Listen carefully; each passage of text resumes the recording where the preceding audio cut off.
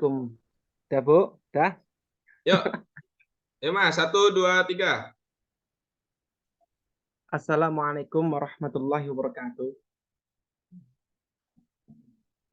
Alhamdulillah kita bisa berkumpul.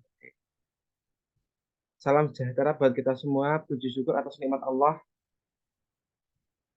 Perkenalkan kami dari kelompok 12 akan mempresentasikan hasil musyawarah dari kelompok kami tentang mata kuliah Pancasila, yakni berjudul Teori Aliran Etika dan Etika Pancasila, yang disusun oleh kami. Satu, Salim Muhyiddin Aziz, saya sendiri. Yang kedua, Abdul Hafidz, teman saya. Dan Ibu Siti Muslihah, juga teman satu kelompok saya.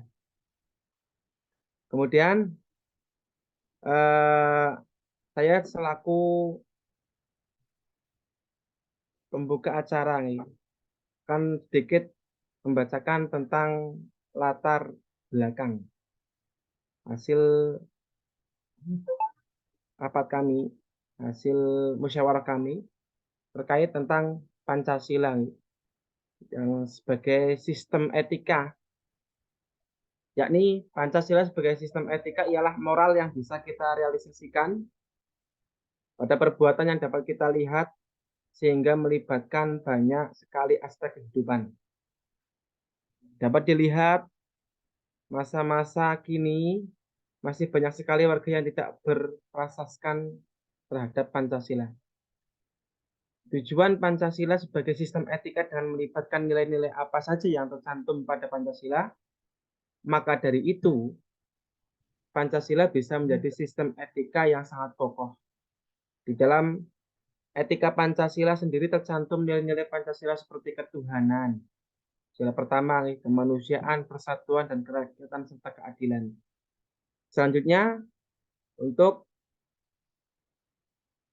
pembahasan atau materi akan dibawakan oleh narasumber saya, yakni oleh Bapak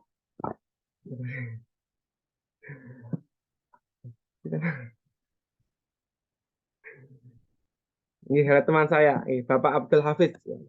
Lupa. Monggo waktu dan tempat kami persilahkan. Oke, terima kasih kepada teman saya, Bapak Salim Muhyiddin Aziz. Selanjutnya adalah rumusan masalah dari materi kami.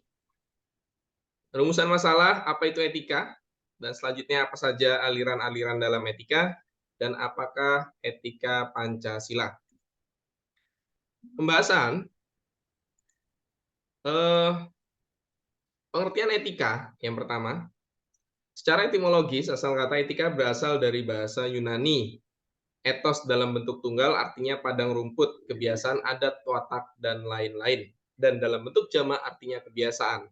Etika berarti ilmu tentang apa yang biasa dilakukan atau ilmu tentang kebiasaan. Menurut Dr. Hamzah Yakub dalam buku Etika Islam, etika ialah ilmu yang menyelidiki mana yang baik dan mana yang buruk dengan memperhatikan amal perbuatan manusia sejauh dapat diketahui oleh akal pikiran.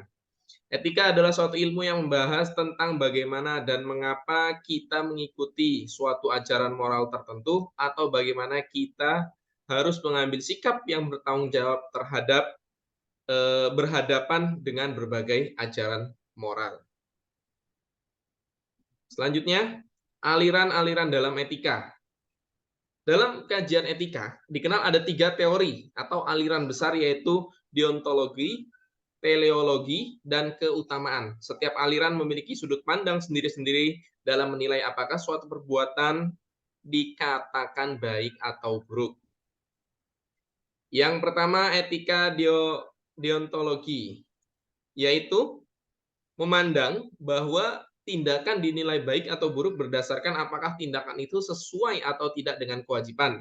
Etika deontologi tidak mempersoalkan akibat dari tindakan tersebut baik atau buruk. Terus selanjutnya yang kedua adalah etika teleologi. Pandangan etika teleologi berkebalikan dengan etika deontologi, yaitu bahwa baik buruk suatu tindakan dilihat berdasarkan tujuan atau akibat dari perbuatan itu. Jawaban yang diberikan oleh etika teologi bersifat situasional, yaitu memilih mana yang membawa akibat, baik meskipun harus melanggar kewajiban, nilai norma yang lain. Selanjutnya, yang ketiga adalah etika keutamaan.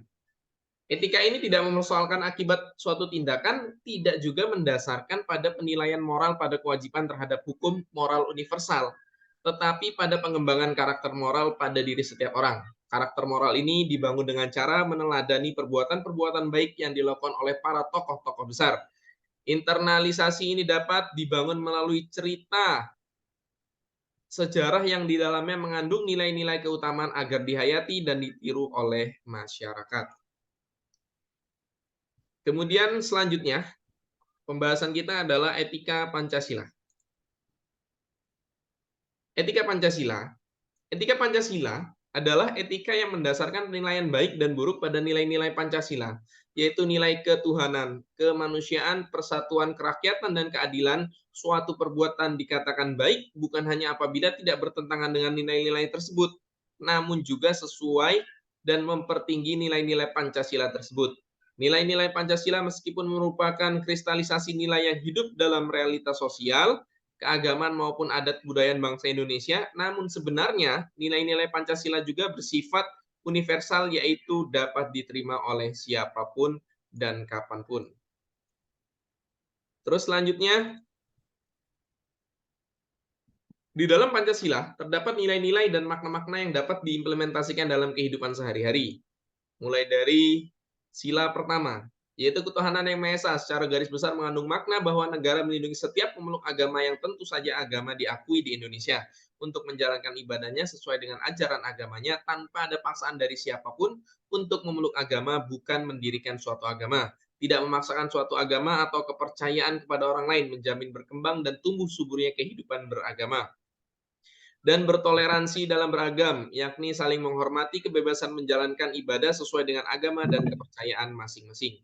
Selanjutnya, sila kedua, kemanusiaan yang adil dan beradab, mengandung makna bahwa setiap warga negara mendapat perlakuan yang sama di mata hukum karena Indonesia berdasarkan atas negara hukum, mengakui persamaan derajat, persamaan hak, dan persamaan kewajiban antara sesama manusia, menempatkan manusia sesuai dengan hakikatnya sebagai makhluk Tuhan, menjunjung tinggi kemanusiaan, bertingkah laku sesuai dengan adab dan norma yang berlaku di masyarakat. Kemudian selanjutnya, sila ketiga, yaitu Persatuan Indonesia, mengandung makna bahwa seluruh penduduk yang mendiami seluruh pulau yang ada di Indonesia ini merupakan saudara tanpa pernah membedakan suku, agama, ras, bahkan adat istiadat atau kebudayaan. Penduduk Indonesia adalah satu, yakni satu bangsa Indonesia. Cinta terhadap bangsa dan tanah air, menjaga persatuan dan kesatuan bangsa Indonesia, rela berkorban demi bangsa dan negara. Kemudian, sila keempat, kerakyatan yang dipimpin oleh hikmah kebijaksanaan dalam permusyawaratan perwakilan, mengandung maksud bahwa setiap pengambilan keputusan hendaknya dilakukan dengan jalan musyawarah untuk mufakat, bukan hanya mementingkan segelintir golongan saja yang pada akhirnya akan menimbulkan anarkisme. Tidak memaksakan kehendak kepada orang lain, melakukan musyawarah artinya mengusahakan putusan bersama secara bulat, baru sesudah itu diadakan tindakan bersama mengutamakan kepentingan negara dan masyarakat. Dan selanjutnya, sila yang terakhir, sila kelima.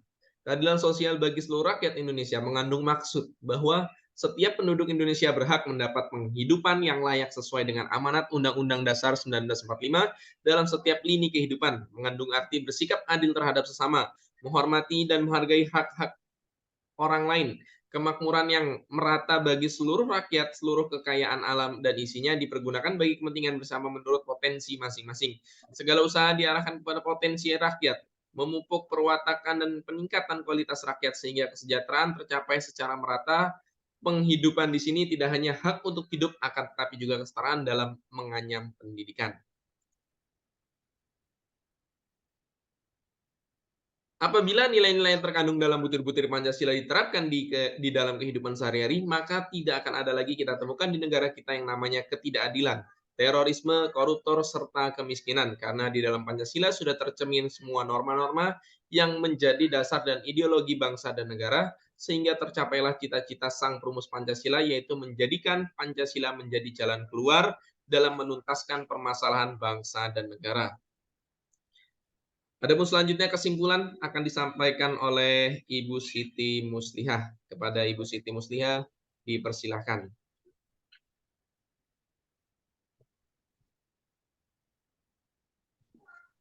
Baik, terima kasih atas kesempatan yang telah diberikan kepada saya untuk menyampaikan, memaparkan tentang kesimpulan dari materi yang telah kita rangkum bersama.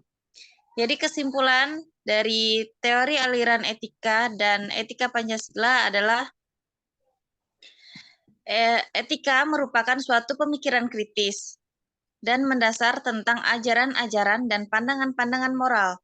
Etika adalah suatu ilmu yang membahas tentang bagaimana dan mengapa kita mengikuti suatu ajaran moral tertentu, atau bagaimana kita harus mengambil sikap yang bertanggung jawab berhadapan dengan berbagai ajaran moral. Dalam kajian etika, dikenal ada 3 teori atau aliran besar, yaitu deontologi, teleologi, dan keutamaan.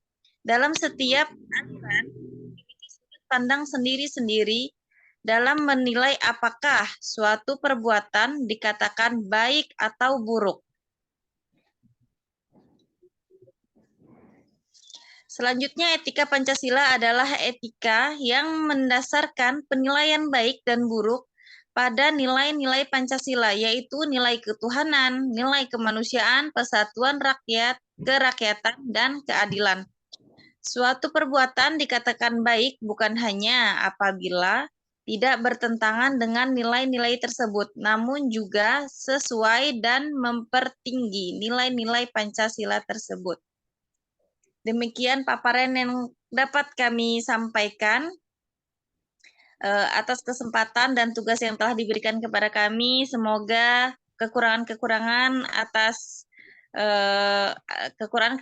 atas apa yang telah kami paparkan dapat membuat kami belajar lebih dan lebih lagi. Terima kasih. Wassalamualaikum warahmatullahi wabarakatuh. Waalaikumsalam.